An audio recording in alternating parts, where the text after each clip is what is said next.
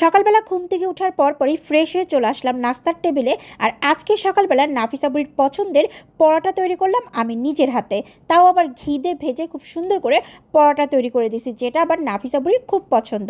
Hello everyone, আসসালামু আলাইকুম। আশা করি সবাই ভালো আছেন। আলহামদুলিল্লাহ, আল্লাহর রহমতে আমরাও ভালো আছি। আর কার কার স্কুল খুলে দিবে রবিবার থেকে অবশ্যই কমেন্ট করে জানাবেন।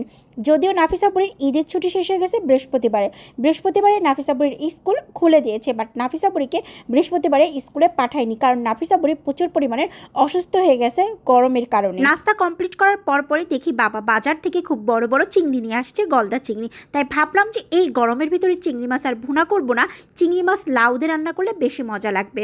একদম জালি দেখে কচি একটা লাউ বাবা বাজার থেকে নিয়ে আসছে, সেটা কেটে খুব সুন্দর করে কিউব কিউব করে রেখে দিলাম। আর চিংড়ি মাছগুলো আম্মু খুব সুন্দর করে ধুয়ে পরিষ্কার করে কেটে দেবে। এইদিকে আবার চলে আসছে আমি কিচেনে, আর ওইদিকে আম্মু আবার চিংড়ি মাছটা কাটাকাটি করতেছে। সর্বপ্রথম এখানে দিয়ে দিলাম আদা, রসুন, জিরে, পেঁয়াজ সব কিছু পেস্ট করা, আর দিয়ে দিলাম শুকনো মরিচ বাটা, সামান্য পরিমাণের একটু হলুদের গুঁড়া। তারপরে দিয়ে দিব স্বাদ মতো লবণ। যদিও লবণের পরিমাণটা একটু কম দিছি, তার কারণ হচ্ছে আমি 4-5 দিন ধরে ভুঁড়ি খুব সুন্দর করে জাল করতেছি, একদম হাতে মাখায়ে তারপরে ভুঁড়িটা জাল করতেছি প্রায় 4-5 দিন ধরে।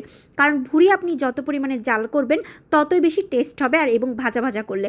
আমাদের বাসায় আবার ভুঁড়ির ভিতরে একটু কিউব করে আলু দিলে এটা খেতে মেহেজাবিন বেশি পছন্দ করে। তাই চিন্তা করলাম যে মেহেজাবিন যেহেতু আলুটা দিয়ে রান্না করলে বেশি পছন্দ করে, তাহলে আলু দিয়েই রান্না করব। যেহেতু খুব সুন্দর করে ভুঁড়িটা আমি 4-5 দিন জাল করে রেখে দিয়েছিলাম, তার জন্য আগেই কিন্তু ওইটার ভিতরে আবার কিছুটা মশলা দেওয়া ছিল, যার কারণে ভুঁড়িতে আজকে মশলার পরিমাণটা একটু কমই দিলাম। ভুঁড়ি যত জাল করে রান্না করা যায় আর ভুঁড়িতে যত জাল হয় তত বেশি মজাও লাগে।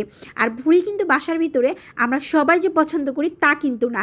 যেমন নাফিসা বুড়ি একবারেই পছন্দ করে না, তার ভিতরে কিন্তু আমিও। ভুঁড়ি আমি আগে একটু বেশি পছন্দ করতাম, বাট ইদানিং ভুঁড়িটা আমারও বেশি একটা পছন্দ না, কিন্তু মেহেজাবিন অনেক বেশি পছন্দ করে। আম্মু আবার এদিকে খুব সুন্দর করে চিংড়ি মাছগুলো ধুয়ে পরিষ্কার করে দিল। আমি ভালো করে চিংড়ি মাছগুলো ভাজার জন্য বসাই দিলাম। চিংড়ি মাছটা একটু হালকা করে ভেজে নিব, একদম কড়া করে ভাজবো না।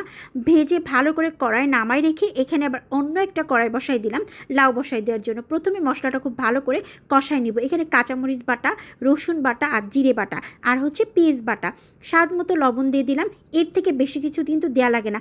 লাউর তরকারিও কিন্তু আপনি সিম্পল রান্না করলে অনেক বেশি মজা লাগবে। যেমন আজকে লাউর তরকারিটা এত সিম্পলভাবে রান্না করছি, বাট মেহেজাবিন বাসার সবাই বলছে অনেক বেশি মজা হয়েছে।